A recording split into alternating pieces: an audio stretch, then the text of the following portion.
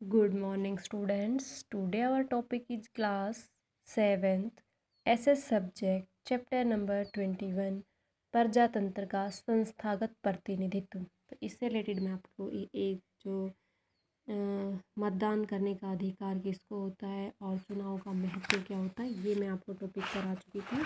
आज हम करेंगे इसी चैप्टर का नेक्स्ट टॉपिक पेज नंबर 124 पे चुनाव आयोग के कर्तव्य और दायित्व क्या क्या होते हैं। तो पॉइंट नंबर फर्स्ट दे रखा है कि यह चुनाव आयोग का उत्तरदायित्व होता है कि वह संसद और राज्य की विधान सभाओं के लिए चुनाव करवाएं। यह साथ ही देश की सर्वोच्च पद जैसे राष्ट्रपति और उपराष्ट्रपति पद के लिए होने वाले चुनावों को निर्देशित और क्रियान्वित करता है। पॉइंट 2, यह चुनाव क्षेत्रों की सीमाबंदी और सीमा निर्धारण का कार्य भी करता है। यह समय समय पर मतदाताओं की सूची में संशोधन और निर्धारण का कार्य भी करता है।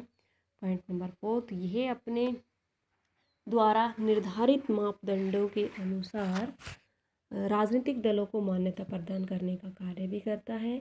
नेक्स्ट पॉइंट 5, यह विभिन्न राजनीतिक दलों और उन स्वतंत्र उम्मीदवारों को चिन्हों का आवंटन करता है जो चुनावों के समय चुने जाने के लिए खड़े होते हैं। पॉइंट 6, ये विभिन्न राजनीतिक दलों और उम्मीदवारों के लिए आचार संहिता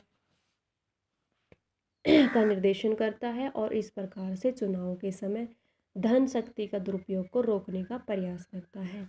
नेक्स्ट टॉपिक होगा हमारा चुनाव प्रक्रिया। तो एक नई लोकसभा तथा राज्यों की विधान सभा को चुना जाना अथवा निर्माण किया जाना वर्तमान सदन के कार्यकाल की अवधि समाप्त होने पर अथवा उसको भंग होने जाने की दशा में आवश्यक होता है। इसी के लिए राष्ट्रपति इस बारे में एक सूचना पत्र जारी करते हैं कि चुनाव प्रक्रिया इस अधिक सूचना पत्र से जारी हो जाने पर प्रारंभ हो जाती है। चुनाव तिथियों की अधिसूचना जारी करना। तो चुनाव आयोग किसी एक राज्य में विभिन्न चुनाव क्षेत्रों में चुनाव की तिथियों की अधिसूचना जारी करता है। राजनीतिक दलों द्वारा उम्मीदवारों का चुनाव और उम्मीदवारों के प्रपत्र को दाखिल करना।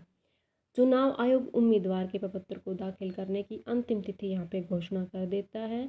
विभिन्न राजनीतिक दल इसके उपरांत अपने उम्मीदवारों की सूची को विभिन्न चुनाव क्षेत्रों से चुनाव लड़ने के लिए अंतिम निर्धारण करते हैं और अपने आधिकारिक उम्मीदवारों के नामों की घोषणा करते हैं।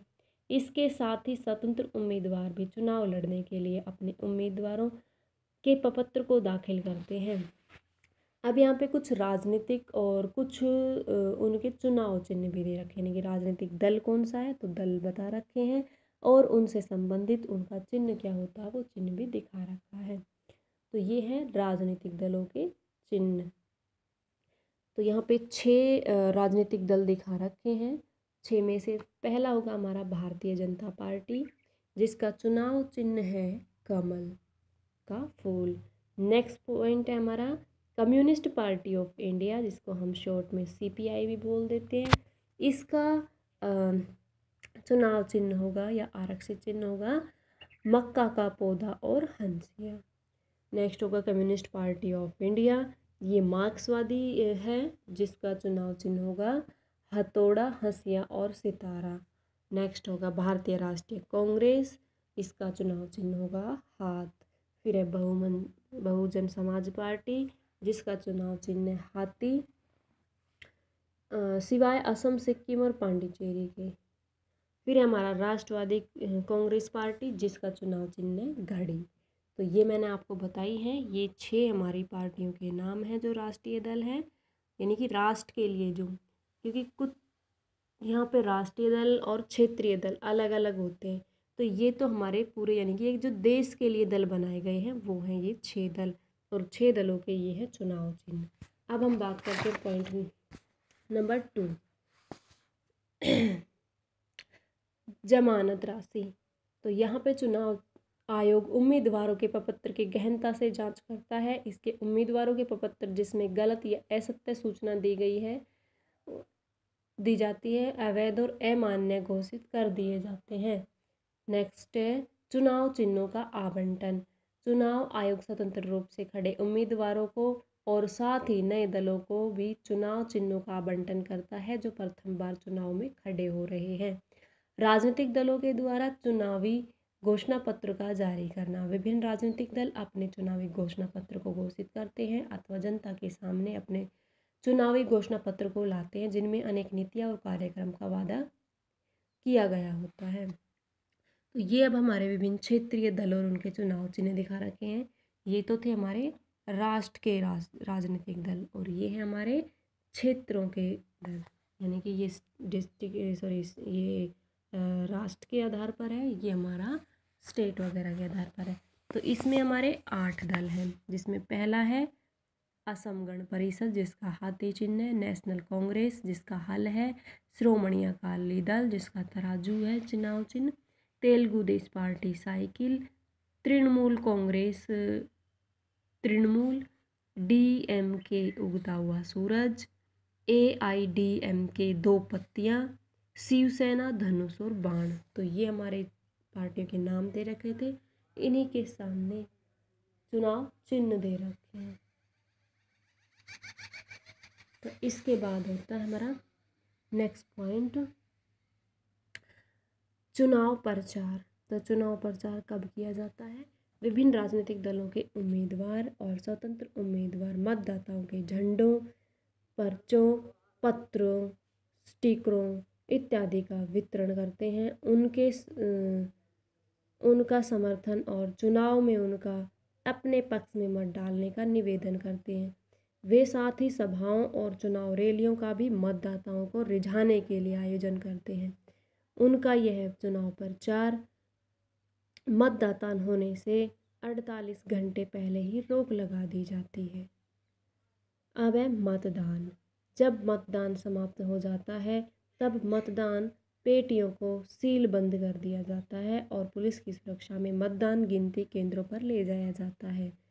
7th पॉइंट मतदान की गिनती करना और परिणाम घोषित करना। जब मतदानों की गिनती होने पर वाली तिथि पर चुनाव प्रक्रिया में लगे अधिकारियों द्वारा उम्मीदवारों के सामने और उनके द्वारा नामित वैध प्रतिनिधियों के समक्ष मतों की गिनती की जाती है। वह उम्मीदवारों जो बहुमत में मत प्राप्त करता है उसका चुनाव अधिकारी द्वारा विजयी घोषित कर दिया जाता है। आज इलेक्ट्रॉनिक वोटिंग मशीन का कई चुनाव क्षेत्रों में प्रयोग किया जाता है। वे समय को बचाने और धन को बचाने के लिए ही इसी पूरी चुनाव प्रक्रिया जिससे मतों की गिनती की जाती है को सरलीकृत भी कर देते हैं। शीघ्रता से क्षणभर का परिणाम भी निकाल देते हैं। तो सबसे पहले इसमें क्या होता है कि सबसे पहले जो राजनीतिक दल कौन पार्टिसिपेट कर रहा है उसको उनका चुनाव चिन्ह बताया जाता है, उनका नाम भी यहाँ पे दाखिल किया जाता है। फिर उनसे रिलेटेड जो जमानत राशि होती है वो जमा कर ली जाती है जो कि बाद में लौटा भी दी जाती है। चुनाव चिन्हों का यहाँ पे आवंटन किया जाता है कि किसको कौन कौन सा चिन्ह देना है। राजनीतिक दलों का चुनावी घोषणा पत्र जारी किया जाता है किस दिन चुनाव होने वाला है। चुनाव का प्रचार किया जाता है झंडों, पत्रों, पत्रिकाओं के माध्यम से, स्टिकरों के माध्यम से। मतदान वोट डाली जाती हैं और वोटों की गिनती की जाती है। अब आता हमारा चुनावी प्रार्थना पत्र। तो यदि कोई एक उम्मीदवार चुनाव में गड़बड़ी अथवा दोषपूर्ण प्रक्रिया का होना पाता है तो वह उच्च न्यायालय में इसके विरुद्ध अपना एक प्रार्थना पत्र दाखिल कर सकता है। चुनाव के दौरान झगड़ा होने, मतदान स्थल को लूट लेने की स्थिति में अथवा उस पर कब्जा कर लेने की स्थिति में पुनर्मतदान कराने को भी आदेश दे दिया जाता है। तो ये चुनावी प्रार्थना पत्र यानी कि चुनाव के लिए यदि किसी को लगता है कि गलत रूप से हुए हैं, स्वतंत्र या निष्पक्ष रूप से चुनाव नहीं हुए हैं तो उस टाइम पे वो इस प्रकार का प्रार्थना पत्र का प्रयोग कर सकते हैं। तो आज के लिए हमारा इतना ही काफ़ी होगा। नेक्स्ट डे करेंगे हम नेक्स्ट टॉपिक राजनीतिक दल जो कि हमारा पेज नंबर 126 पे होगा। Thank you.